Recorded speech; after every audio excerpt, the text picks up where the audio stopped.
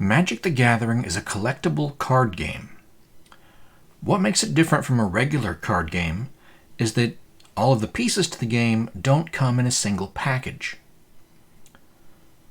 Instead, they come in booster packs, starter decks, a variety of different kinds of products. Today we have collector boosters, set boosters, we have pre-release packs, bundles. There's been all kinds of different Magic products, including non-randomized stuff like secret layers. But the point here is that a player is not supposed to have all of the pieces of the game. That's why they don't include all the pieces together. Instead, as you play the game, you're supposed to have the chance of discovering something that you've never seen before during the midst of the game. And that's fun. Part of the game is to assemble the best deck, or your favorite deck. You could just have fun playing. That's okay too. To do that, you chase after the cards of the game by acquiring more. You can do that by buying them, trading them, winning them, whatever. As part of this concept, the game isn't necessarily fair at the beginning of the game. Each player has a different deck, and one deck could be better than the other deck, possibly due to one player's ability to acquire better cards than the other player, either through having more money or through being skilled enough to win more games and win them. Originally, the game had a mechanic called ante, in which you could win a card if you won the game. If you're playing with a bunch of proxies, then you're kind of skipping the collectible aspect of the game. You're using cards that you haven't managed to acquire. If the other players aren't also doing that, then that is unfair.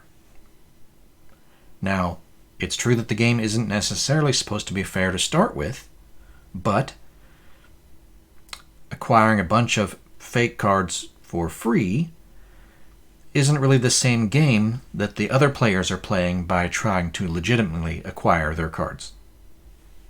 It's a different skill level there. It's entirely possible to play Magic without the collectible aspect if you want to. That's a little bit different kind of a game. One example would be Cube Draft. You have a fixed pool of cards, and everyone's playing with the same ones. Other limited formats like Booster Draft are similar. Today, I wanted to talk a little bit about the Magic community and how it can be divided into 3 different categories. Now, I'm not talking about Timmys, Johnnies, and Spikes. That would be the 3 different kinds of players. I'm going to be talking about players, collectors, and investors. Now, 2 of those 3 categories aren't players. It's not unusual for drama to ensue when these different categories or groups don't understand each other. And this has been going on since the beginning of the game. Players are by far the largest of the 3 groups, at least for Magic the Gathering. Now, that's not true for all collectible card games. For example, Pokemon is primarily collectors. Players love to play the game, obviously. They open packs, they play with previously opened cards. The cheaper the cards are, the better, because that means they can afford more cards. They usually don't like the reserve list. They don't like high prices. They don't like grading cards into slabs. They don't like collectors, or anything that keeps cards away from being played. Players tend to view those things as reducing the card pool or the number of available cards that can be played. That raises prices, and they think it's bad for the game. Players are all about playing the game.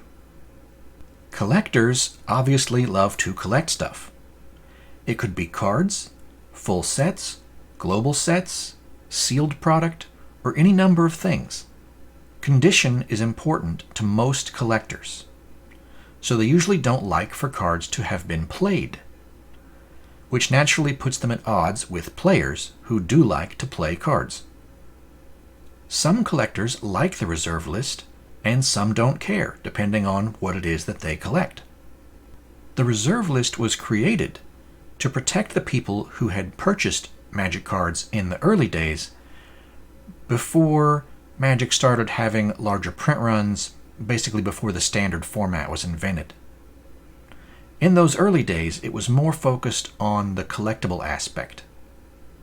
It turned out that that was limiting the growth of the game because players couldn't get cards, and so Wizards of the Coast wanted to be able to have multiple waves of print runs for a set, and as part of that, to grow the game, their business, and support the players, they phased out the collecting a little bit.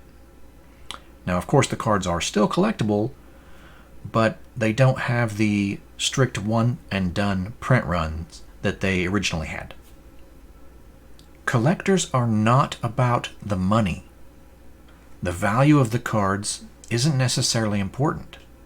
You can collect cheap cards, you can collect expensive cards. Collectors exchange money for the Magic items because they prefer to have the Magic items and not the money. The third category is investors. Obviously, investors love to make money. It doesn't really matter what items are being bought or sold, as long as it has an attractive return on investment. Investors do gravitate towards items they're familiar with, though, so sometimes players or collectors turn into investors. Investors do have a lot in common with collectors. Condition is important, and they usually like the reserved list because it removes some of the risk of their investment. Investors are an important part of the Magic community because they sell cards to players and collectors. Local game stores, big online retailers, even Wizards of the Coast itself are all investors. Without them, the game wouldn't exist.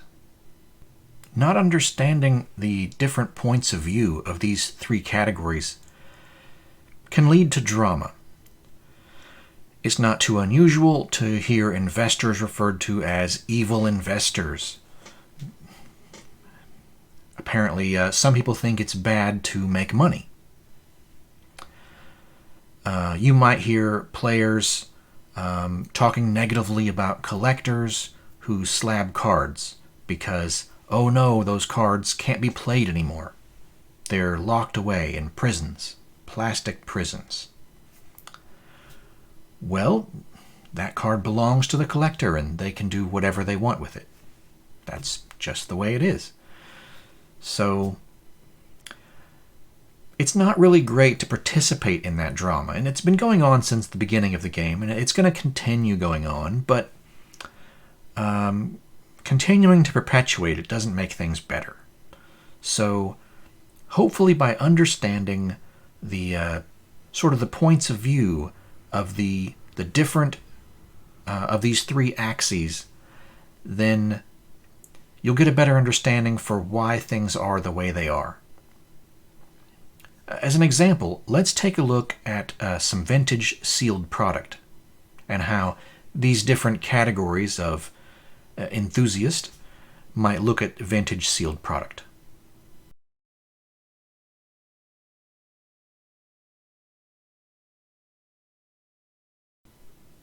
Opening vintage sealed Magic product is a terrible idea financially. Investors would not open the box. They would cringe at the thought of opening the box because there's a really good chance you're destroying a chunk of the value. Once a box is opened, it never goes back to being sealed again. That's just the way it works. The number of sealed product always shrinks, and so the supply lessens and the value goes up. If you open it, you are destroying some of that value. That's why investors don't open sealed product. Collectors who are purchasing the item as a sealed collectible, like for their sealed collection, they don't open the box either. They know that the supply of old sealed product shrinks, and these items get harder to find, and they might not find another one if they open it. So it's in their collection as a sealed item. That's why they wanted it. They're going to keep it that way. Some collectors who want to gamble on getting high-end graded cards will open the box. And that's risky. And, maybe not a good idea financially. Then again, it might be the only way to get certain high-end graded cards. You have to remember that collectors aren't in it for the money. They value the cards more than the money. And so, if all the cards they can find are played condition, and they really have to have a high-grade quality card, then they might have to open sealed product to get it. And so you do see that happening. Now, are they doing it for the money? That's pretty risky. Why would you subject yourself to all that risk? They're probably doing it because they love the cards. It's a collector thing to do. There is money to be made if you do it right, but more often than not, if someone is taking that big financial risk to try to get high-end graded cards, it's because they're really looking for some kind of a card. They already have the money, they spent it on the sealed product. If they were trying to get money, they would have just kept the money. Players would not pay the inflated price for vintage sealed product when the loose cards are readily available in played condition. It's cheaper to buy singles. Even for newer cards, it's often cheaper to buy singles than it is to buy sealed product. That's because you get exactly the card that you want, and you reduce some of your risk. On rare occasions, a player might open a vintage sealed product for nostalgia reasons. But again, this is done for emotion and not for financial gain. Opening vintage sealed product is financially a bad idea. The price of old sealed product needs to be significantly higher than the expected value of the contents, because the risk of financial loss is what keeps the item sealed. If the financial risk was lower, then we wouldn't have any old sealed product left. It would have all been opened for monetary gain. Basically, attrition. Sometimes you see that when card values spike. Possibly a value spike of the cards could enable some sealed product that's on the market and at a fixed price to be purchased, and then someone could then open that in hopes of getting the price spike cards. And that's another way that we lose vintage sealed product. Now, if you don't act fast enough, then the seller of the sealed product will raise their price after they see that the contents have increased in value. Investors can profit off of sealed product itself without opening it, because as time passes, supply drops, and demand doesn't. An investor can make money on a sealed box by leaving them sealed, which is pretty amazing. The question is whether this is the most profitable course of action for the time spent. And the answer to that question is different for every investor in accordance with their own personal opportunities. If you're comparing the value of sealed product to the value of opened product, you're probably approaching this with the wrong mindset. Many people are all three of these categories in differing amounts. You can see that it affects the way that they spend their money and the way they interact with the Magic hobby. For example, some people refuse to play Standard because of the large value drop during rotation. The investor inside of them can't stand that value loss. Some people prefer to play Pauper so that they're minimally invested. Some people would rather buy an item to complete their collection than to improve their deck, but they still enjoy playing. Some people won't buy expensive cards unless they're confident that the money can be recouped by selling the cards. That would be collecting with the mindset of an investor. Even though you don't actually plan to sell the cards and you don't want to sell the cards, you want that sort of safety net, that backup plan, just in case. Some people buy the cards regardless of the cost because they have no intent to ever sell. The value doesn't matter. Everybody is a little bit different, but these are the three axes that we all rotate around. Sometimes it changes over time. Often people will start out as a player. They get introduced to the game, they enjoy it a little bit, they acquire some cards. Maybe they don't have time to play, they kind of transition into more of a collector, they still enjoy the cards, maybe they'll pick a few up here and there, even though they're not really playing anymore. And then further beyond that, maybe you get to the point where you're enjoying buying the cards quite a bit and occasionally you sell some. Maybe you become more of an investor type person. You buy some things even though you're not playing and you don't need them, and eventually you'll sell them.